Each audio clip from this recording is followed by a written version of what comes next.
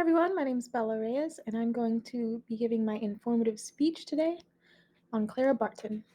Have you ever wished you could help someone in need or you knew what to do in a healthcare emergency? The American Red Cross is one of the main resources that we have today that makes it possible for anyone to learn basic life support and first aid.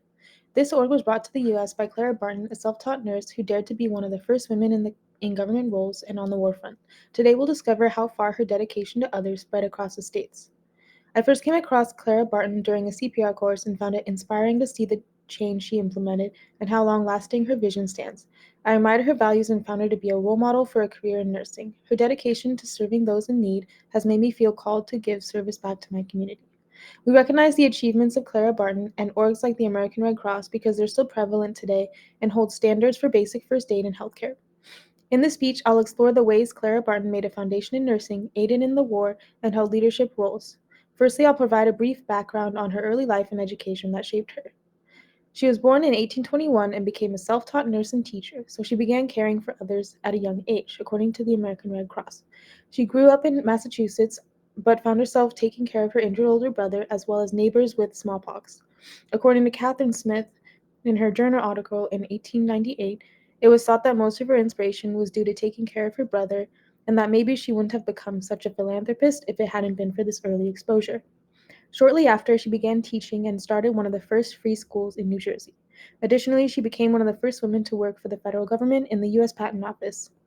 As the Civil War began in 1861, she led with humanitarian values and would work with Florence Nightingale alongside with wounded soldiers. She became known as the Angel of the Battlefield due to her dedication and timeliness during the war. She offered to help without asking for any pay in return and devoted her time to collect medical supplies and risked her own safety. She recognized that many deaths were from disease and infection, so she made it her primary duty to fix wound bandages for soldiers. According to Genevieve Shaker and Megan Ho in 2022, her volunteer work on the front line allowed her to gain exposure to orgs like the Sanitary Commission and Dorothy Dix's professional nurses. She wanted to adopt a more structured approach to healthcare, but she wasn't sure how to yet. After the Civil War, she was called to a more investigative role to search for missing soldiers, after receiving letters in desperation to find mother's sons.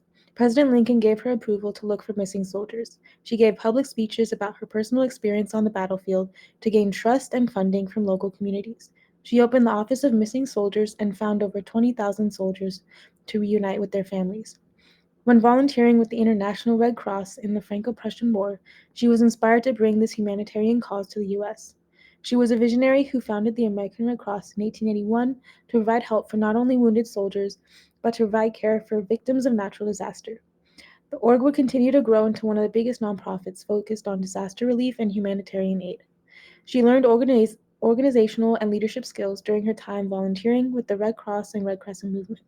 In Europe, she received awards for her bravery and commitment, including the Red Cross Gold Brooch from the Grand Duchess of Baden and the Iron Cross from the Emperor of Germany.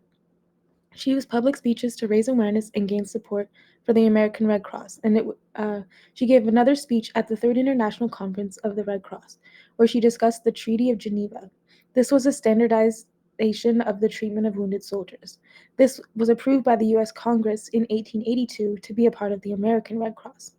Per the American Red Cross official website today, it stands as a nonprofit that completely relies on volunteers and donations. They provide shelter and feed those in natural disasters and supply 40% of the nation's blood today.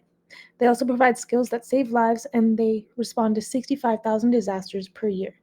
After exploring the bravery and accomplishments of Clara, we now understand better how the American Red Cross came to be and the women behind it.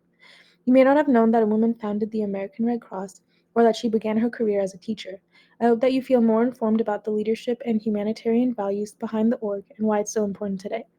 So you may not plan on becoming a healthcare professional, but do know that there are several opportunities that you can give back to your community and help those in need. There's training courses, volunteer opportunities, and simple ways to give back. And there's no better feeling than when you're able to give back and help someone else through a difficult time. Thank you.